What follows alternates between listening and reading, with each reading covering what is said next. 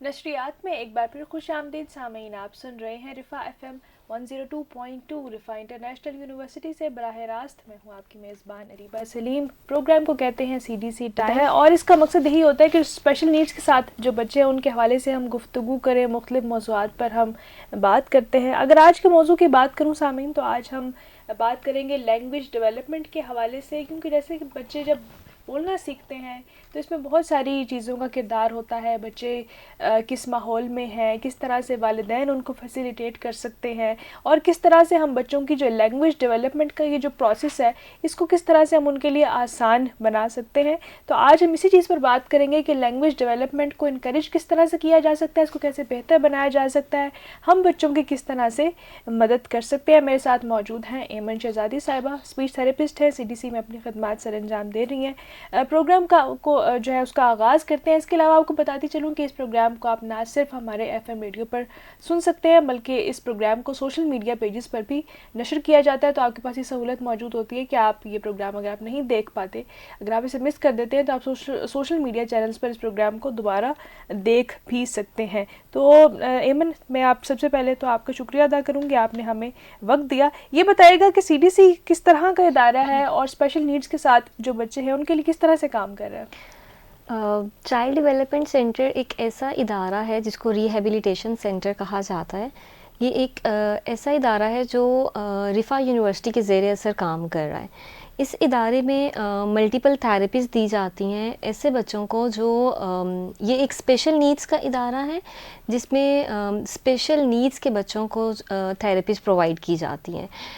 Under one roof हम 4 different तरह की थेरेपीज़ प्रोवाइड करते हैं उन बच्चों को जो कि डिफरेंट डिसेबिलिटीज़ के साथ हैं, जैसा कि डिलेड माइलस्टोन्स के साथ बच्चे हो गए, या वो बच्चे जो ऑटिज़म के साथ हैं, ADHD के साथ हैं, या ऐसे बच्चे जो जिनके जो फिज़िकल माइलस्टोन्स हैं वो डिलेड हैं, डेवलपमेंटल माइलस्टोन्स डिलेड हैं, या ऐसे बच्चे जो बोल नहीं पाते, जो सीढ़ियाँ नहीं उतर पाते, उनके माइलस्टोन्स नॉर्मल एज से डिले हैं। सो ऐसे बच्चों को थेरेपीज़ प्रोवाइड की जाती है और अंडर वन रूफ़ हम 4 डिफरेंट तरह की थेरेपीज़ प्रोवाइड करते हैं।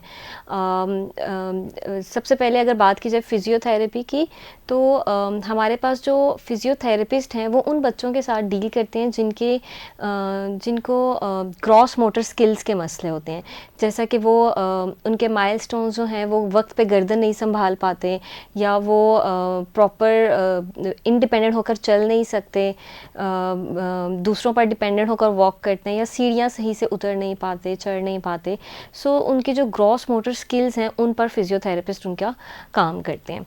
उसके अलावा जो सेकंड डोमेन है हमारे पास वो है एक्टिविटी ऑफ डेली लिविंग्स, जिसमें बच्चों की जो फाइन मोटर स्किल्स हैं हम उन पर काम करते हैं। उनकी जो फाइन मोटर स्किल्स हैं उन पे इस तरह से काम किया जाता है ताकि वो अपनी जो डेली एक्टिविटीज़ या जो डेली रूटीन के हमारे काम होते हैं वो इंडिपेंडेंट होकर कर सकें।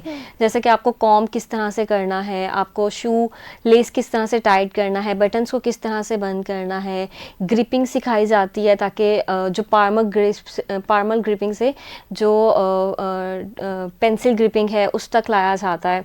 सो उनकी जो डेली रूटीन के जो टास्क हैं उनको पॉलिश किया जाता है ताकि वो दूसरों पर डिपेंडेंट ना हो सकें। उसके अलावा अगर हम बात करें स्पीच डोमेन की, तो स्पीच थेरेपिस्ट वहाँ पर हायर किए जाते हैं जो बच्चे की स्पीच और लैंग्वेज पे काम करते हैं।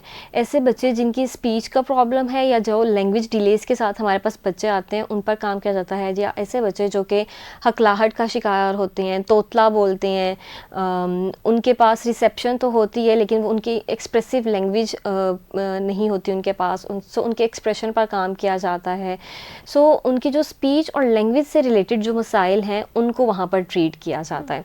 इसके अलावा अगर बात की जाए IEP की, इंडिविजुअलाइज्ड एजुकेशन प्लान, इसमें बेसिकली जो हमारे साइकोलॉजिस्ट हैं या जो बिहेवियर थेरेपिस्ट हैं, ऐसे बच्चे जिनको वो बच्चे जो ऑटिज़म के साथ हैं, ADHD के साथ हैं, या ऐसे बच्चे जो कि किसी भी बिहेवियर के मसले के साथ हैं, सो उन बच्चों को वहाँ पर ट्रीट किया जाता है 101 सेशन के थ्रू। या फिर कुछ ऐसे बच्चे भी जिनकी जो स्लो लर्नर्स होते हैं, जो मेन स्ट्रीम में जो ग्रुप्स में बैठकर जो है वो उनको नहीं पढ़ा सकते या वो लर्न नहीं कर सकते, स्लो लर्नर्स को वहाँ पर 101 सेशन के थ्रू स्कूलिंग प्रोवाइड की जाती है। सो ये 4 डिफरेंट तरह की थेरेपीज़ वहाँ पर प्रोवाइड की जाती हैं CDC में। अगर हम उसकी टाइमिंग्स वगैरह की बात करें तो चाइल्ड डेवलपमेंट सेंटर में 2 हाफ्स में बच्चे डिवाइड हो जाते हैं। फर्स्ट हाफ की जो हमारी टाइमिंग्स हैं वो 9 to 11 है, एंड सेकंड हाफ की जो हमारी टाइमिंग्स हैं वो 12 to 2 o'clock है। इसके साथ साथ वहाँ पर प्राइवेट सेशंस भी दिए जाते हैं। अगर कोई ऐसा बच्चा है जो कि 4 डिफरेंट तरह की थेरेपीज़ की उसको नीड नहीं है और वो हमारी टाइमिंग्स को फॉलो नहीं कर सकते और उनको सिर्फ एक तरह की थेरेपीज़ चाहिए, तो हम उनको प्राइवेट सेशंस में भी थेरेपीज़ प्रोवाइड करते हैं। इसके अलावा हमारा जो सेंटर वो कोलैबोरेशन में स्पेशल ओलंपिक्स के साथ मिलकर काम कर रहा है, जिसमें हम उनकी जो स्पोर्ट्स की एक्टिविटीज़ हैं वो अरेंज करवाई जाती हैं, समर कैंप और विंटर कैंप्स को अरेंज करवाया जाता है और डिफरेंट आउटडोर एक्टिविटीज़ प्लान की जाती हैं ताकि बच्चे जो हैं वो सोशली इंटरेक्ट कर सकें, उनकी जो सोशल एंजाइटी है उसको कम किया जा सके और जो उनका कॉन्फिडेंस है उसको बूस्ट अप किया जा सके। अगर लोकेशन की बात की जाए चाइल्ड डेवलपमेंट सेंटर की, तो ये वेस्टेज 1 अताउल हक रोड पर मौजूद है। सही।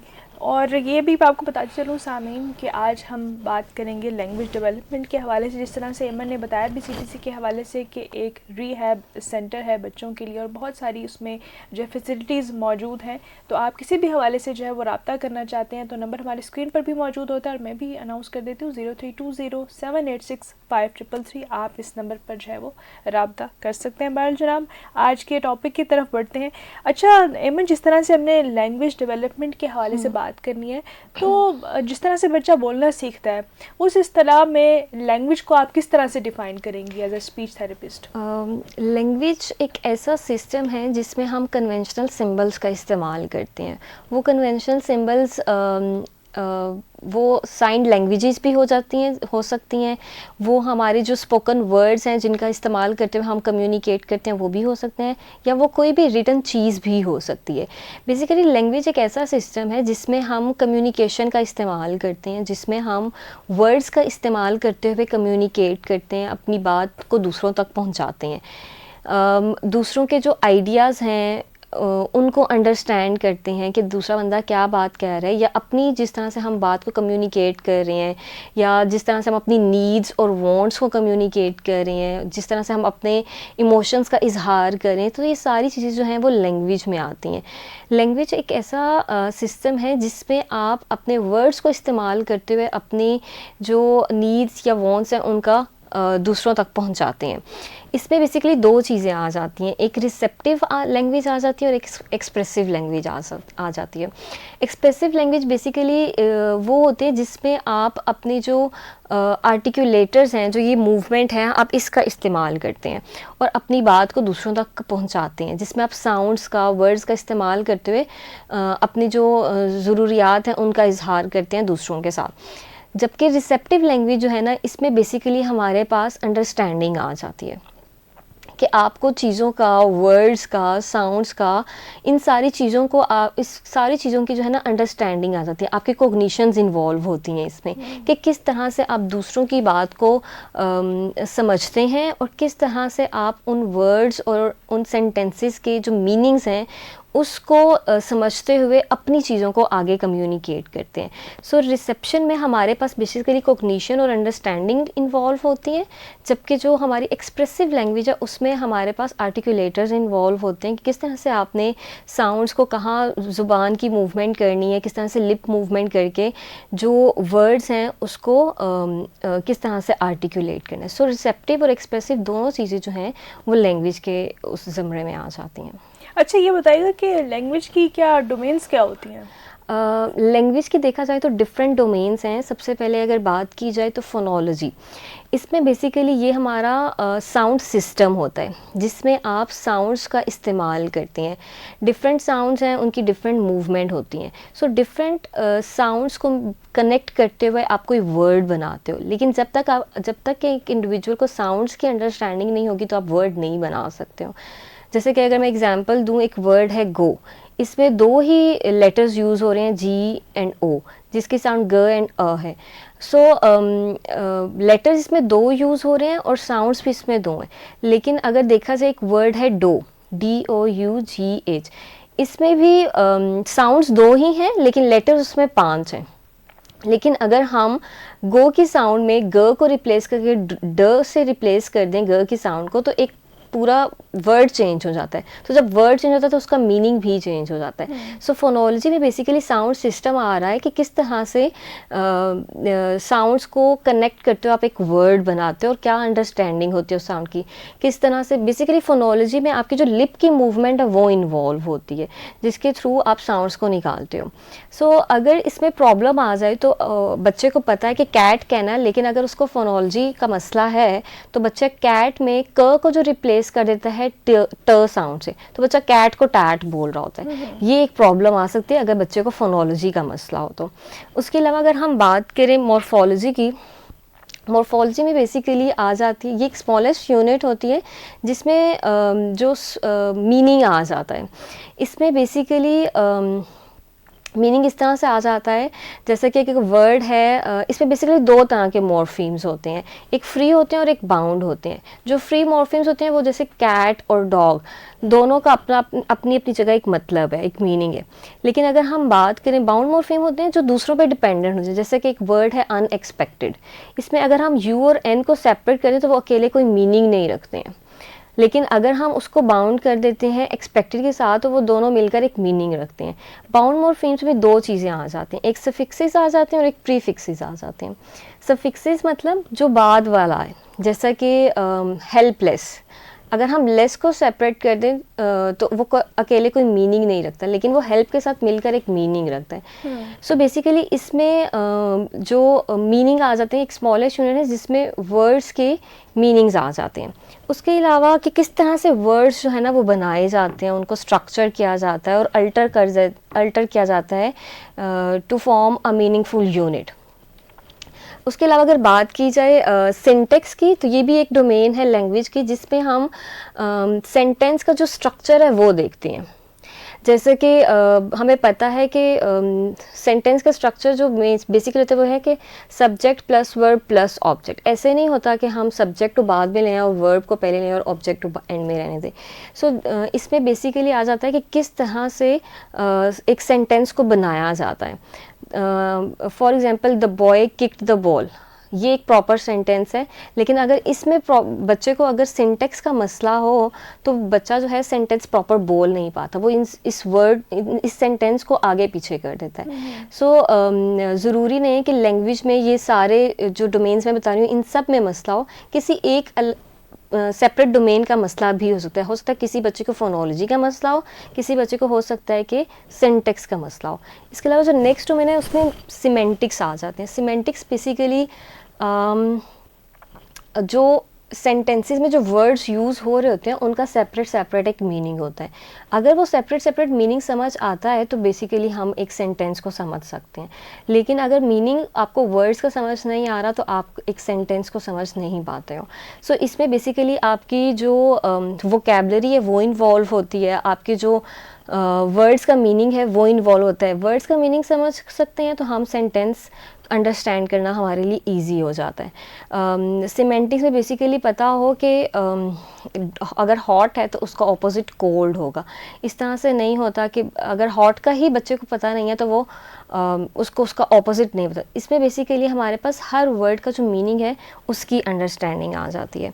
उसके अलावा अगर हम बात करें प्रैग्मेटिक्स की, प्रैग्मेटिक्स में बेसिकली आता है कि लैंग्वेज को सोशली किस तरह से आप इस्तेमाल कर सकते हो।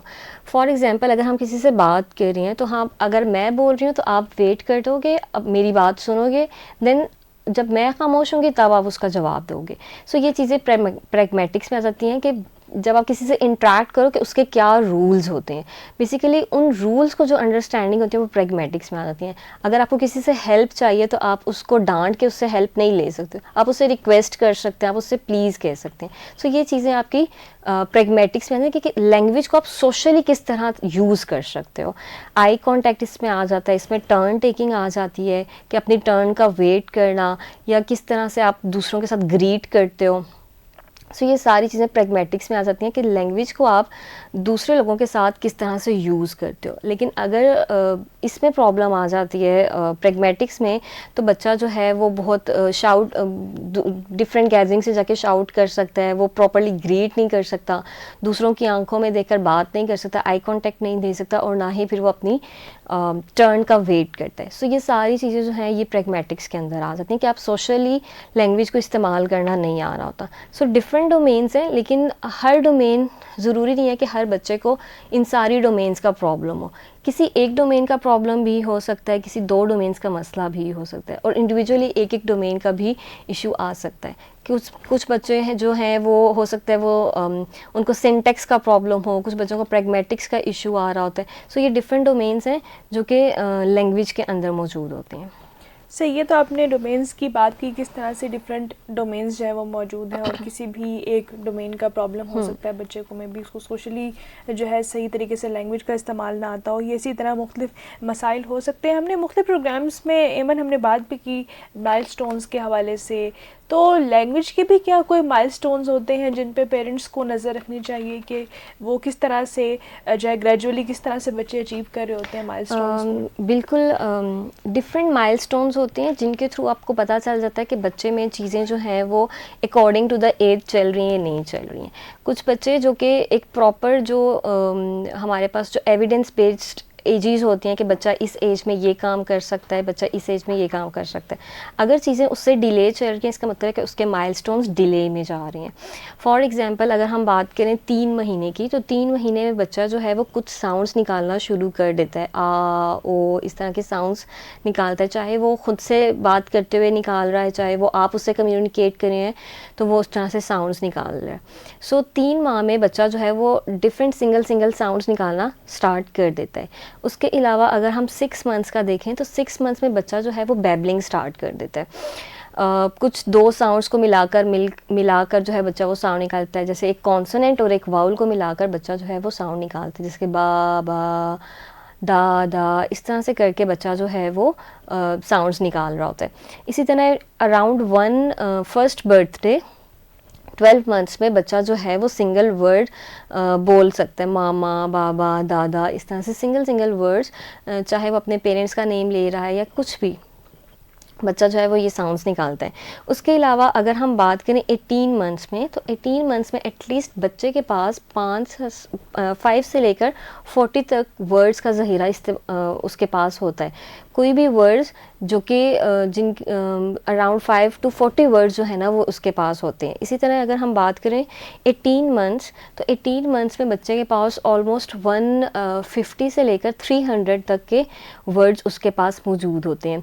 इसके अलावा बच्चा जो है वो सिंपल फ्रेजेस बोल रहा होता है जिसमें 2 या 3 अल्फाज को मिलाकर कोई बात कह रहा होगा, डॉग, रन या एप्पल, दो, इस तरह से 2 वर्ड्स में ना वो कम्युनिकेट कर रहा होता है।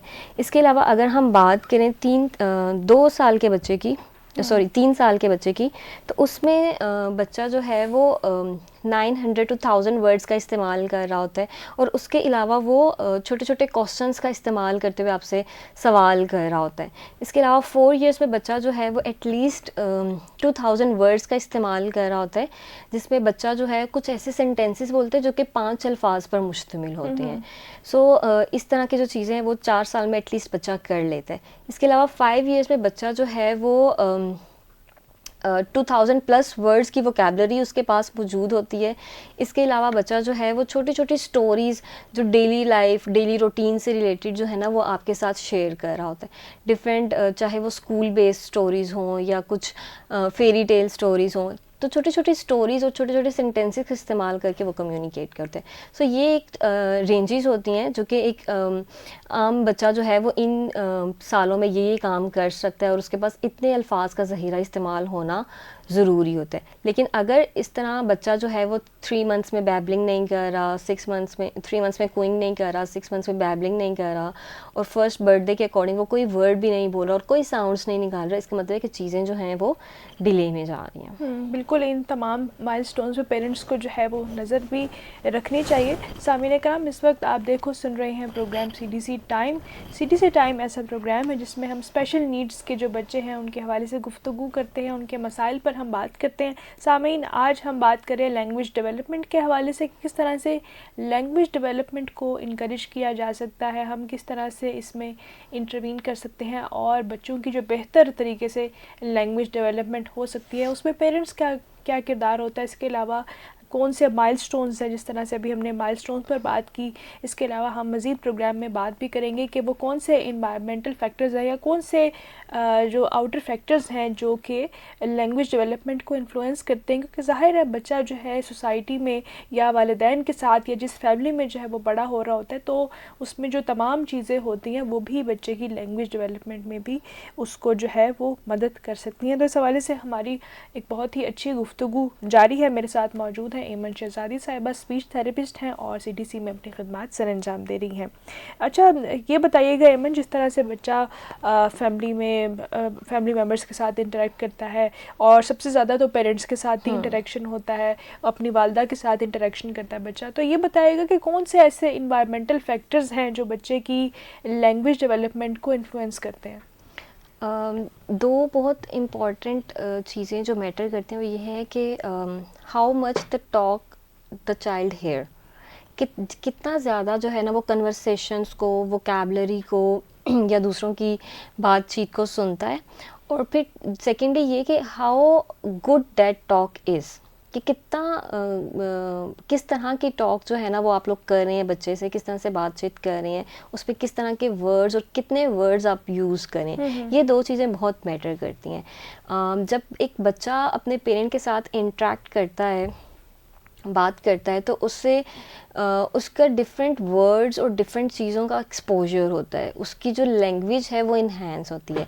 सो जब एक पेरेंट और एक बच्चा आपस में कन्वर्सेशन करते हैं, चाहे वो किसी भी टॉपिक में है, चाहे अगर बच्चा छोटा है वो बोल भी नहीं पा रहा, वर्ड्स उसके पास नहीं है, तब भी आप उससे कम्युनिकेट करें। सो इससे जो बच्चे की जो ब्रेन में ना एक लैंग्वेज पाथवेज डिवेलप होना, बिल्ड होना स्टार्ट हो जाते हैं। सो बच्चा आपको रिस्पॉन्ड दे रहा है, चाहे वो वर्ड्स में नहीं दे रहा, साउंड्स में दे रहा है, और पेरेंट्स जो हैं वो इसके साथ इंटरेक्ट कर रहे हैं। सो उससे उसकी जो क्योंकि वो उनको सुन रहा है और आगे से कोई ना कोई साउंड्स प्रोड्यूस करके उनको जवाब दे रहा है। सो इससे बच्चे की जो लैंग्वेज है ना उसका एक्सपोजर होता है और उसकी जो लैंग्वेज है वो इन्हेंस होती है।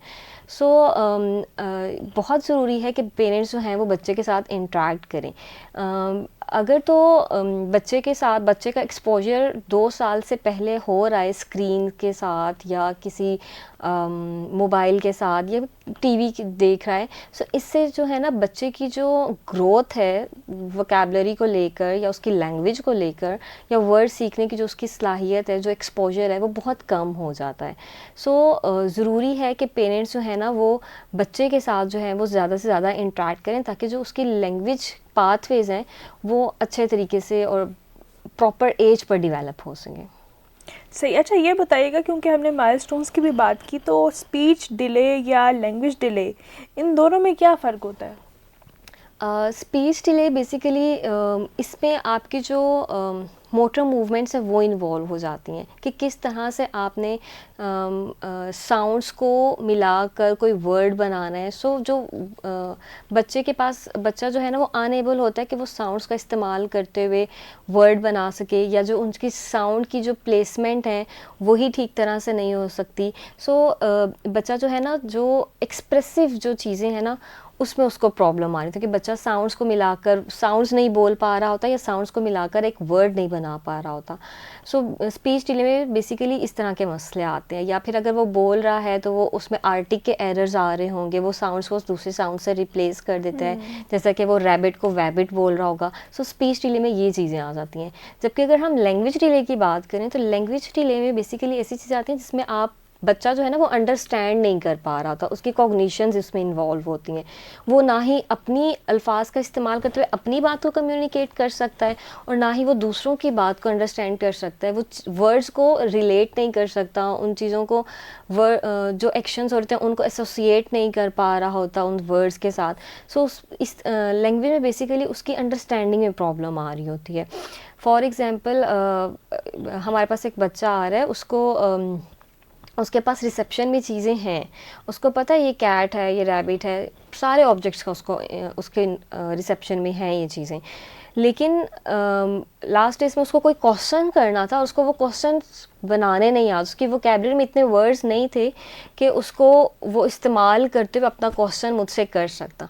वो मुझसे सिर्फ व्हाट पूछ रहा था और आगे उसको वो जो वर्ड्स उसके पास थे उनको यूज़ नहीं करना आ रहा था कि मैं किस तरह से अपनी बात कम्युनिकेट करूं। सो लैंग्वेज में बेसिकली आपकी अंडरस्टैंडिंग में प्रॉब्लम आ रही होती है। आपके पास वर्ड्स होते हैं लेकिन आपको नहीं समझ आ रहा होता कि उन वर्ड्स को किस तरह से इस्तेमाल करते हुए आपने अपनी बात को आगे तक पहुंचाना है। सो स्पीच एंड लैंग्वेज डिलेज दोनों एक डिफरेंट और सेपरेट चीज़ें हैं। अच्छा, ये बताइएगा अमन, क्योंकि हम लैंग्वेज डेवलपमेंट पर बात कर रहे हैं तो ज़ाहिर है इसमें वालिदैन का भी बहुत किरदार होता है। वो किस तरह से बच्चे से कम्युनिकेट करें, जैसे कि आपने बात भी की कि वो बच्चे से ज़्यादा बात करें, तो इससे भी वो जो है बच्चों की जो लैंग्वेज डेवलपमेंट है उससे भी बहुत उनको फ़ायदा होता है। तो ये बताइएगा कि पेरेंट्स के लिए आप क्या एडवाइस करेंगी, घर पर ऐसी कौन सी स्ट्रेटजीज़ का इस्तेमाल किया जा सकता है, कौन से तरीके से बच्चों की जो लैंग्वेज डेवलपमेंट की जो जर्नी होती है उसको हम बेहतर बना सकते हैं? डिफरेंट स्ट्रैटेजीज़ पेरेंट्स जो हैं वो घर पे यूज़ कर सकते हैं। बिकॉज़ स्टार्ट में जो है पेरेंट्स ही होते हैं जो बच्चे से ज़्यादा इंटरेक्ट करते हैं और कम्युनिकेट करते हैं या उनके बहुत क्लोज होते हैं। सो डिफरेंट स्ट्रैटेजी, सबसे पहले जो स्ट्रैटेजी बताना चाहूँगी वो है पैरेलल स्ट्रैटेजी, पैरेलल टॉक, जिसमें इसमें क्या होता है कि एक ऐसी स्ट्रैटेजी जिसमें पेरेंट्स जो है ना जो बच्चे के एक्शंस हैं उनको नरेट करते हैं। जो एक्शंस बच्चा परफॉर्म कर रहा है, पेरेंट्स का काम है कि वो उसके साथ साथ उस चीज़ को नरेट करें, उसको सेंटेंस ही बताएं। अगर फॉर एग्जांपल वो ब्लॉक्स के साथ ही खेल रहा है तो पेरेंट्स की ये जिम्मेदारी है कि वो साथ साथ उसको वर्बलाइज करें। कि अगर वो ब्लॉक स्टैक कर रहा है तो पेरेंट्स उसको देखते हुए ये कह सकते हैं ओ ब्लू ब्लॉक को येलो ब्लॉक के ऊपर रख रहे हैं। इससे बच्चे की जो एक्सपोजर है वर्ड्स के साथ वो इन्हांस होती है। बच्चा रिलेट कर पाता है कि अच्छा जो मैं कर रहा हूँ, मेरा जो फादर या मदर हैं वो उसी चीज़ को वर्ड्स में लेके जा रहे हैं, ताकि उसकी जो रिसेप्शन है उसमें ये चीज़ें जाएं कि अच्छा ये कलर्स, ये इसको ब्लू कहते हैं और इसको रेड कहते हैं। सो डिफरेंट कलर्स जिसको वो इस्तेमाल कर रहा है उसको नरेट करें ताकि बच्चा जो है वो एसोसिएट कर सके चीज़ों को। उसके अलावा सेल्फ टॉक, जिसमें सेल्फ टॉक में यह आ जाता है कि पेरेंट्स जो कि अपने एक्शंस परफॉर्म कर रहे हैं उनको नरेट करें। फॉर एग्जांपल वो उसके लिए कोई मील तैयार कर रहे हैं, कुछ स्नैक्स तैयार कर रहे हैं या कुछ कोई भी एक्टिविटी जो पेरेंट्स परफॉर्म कर रहे हैं उस टाइम पे, तो बच्चे को साथ साथ इन्वॉल्व करें और उसको बताएं कि मैं इस टाइम पे ये काम कर रही हूँ, ताकि बच्चा जो है ना उसको रियल लाइफ जो एग्जांपल्स हैं उसके साथ बच्चा जो है ना उसकी एसोसिएशन कर सकता है चीज़ों की। फॉर एग्जांपल अगर मदर जो है वो कोई मील या कोई स्नैक बना रही हैं, सो वो बता सकते हैं कि अब मैं जूस डाल रही हूँ, अब मैं एप्पल को कट कर रही हूँ। सो बच्चा जो है ना इन चीज़ों के साथ उसकी जो वर्ड्स के साथ जो एक्सपोजर है, उसकी जो वोकैबुलरी है वर्ड्स की, वो इन्हेंस हो सकती है और वो ऑब्जेक्ट भी उसके सामने होता है और पेरेंट्स जो हैं वो वर्बलाइज भी उन चीज़ों को करते हैं, वो कनेक्शंस बिल्ड कर लेते हैं। सो इससे जो है ना बच्चे की जो लैंग्वेज है, जो पाथवेज हैं वो इंक्रीज़ होते हैं। उसके अलावा बच्चे के साथ जो है ना स्टोरी टेलिंग करना ज़रूरी हो जाता है। फॉर एग्ज़ाम्पल उसकी जो डेली लाइफ की जो चीज़ें चल रही हैं घर पर, वो बच्चा जो है ना उसको बच्चा जो है ना उसको वर्बलाइज़ करे कि आज उसने ये काम किए, चाहे वो गलत भी हैं तो आप उसको एक्सपैंड कर सकते हो। वो अगर 2 फ्रेज़ में आपको बात बता रहा है तो आप उसको एक्सपैंड कर सकते हो। अगर बच्चा सिर्फ कह रहा है कि डॉग रन, तो आप उसको बता सकते हो yes dog is running fast, इस तरह से, ताकि बच्चा जो है ना उसके जो जो 2 वर्ड्स उसने आपको बताए आप उसको एक्सपैंड करो, ताकि उसका जो एक्सपोजर है वो इंक्रीज़ हो सके। उसके अलावा आप बच्चे को इंगेज कर सकते हैं प्ले टाइम में।